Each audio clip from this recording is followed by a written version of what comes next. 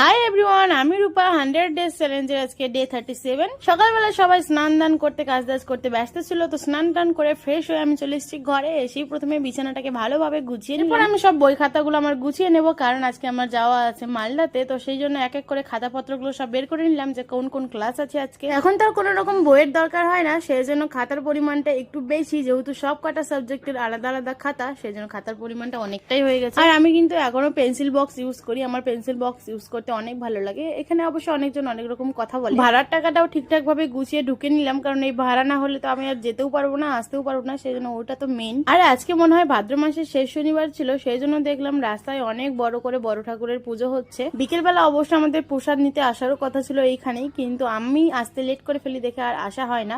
আর আজকে আমাদের টিউশন গিয়ে খাচ্ছিলাম আইসক্রিম, আর আইসক্রিমের থোবড়া দেখে তো একদমই মন বিগড়ে গেছিল। তো চলো আজকে ভিডিওটা এই পর্যন্তই, বাই।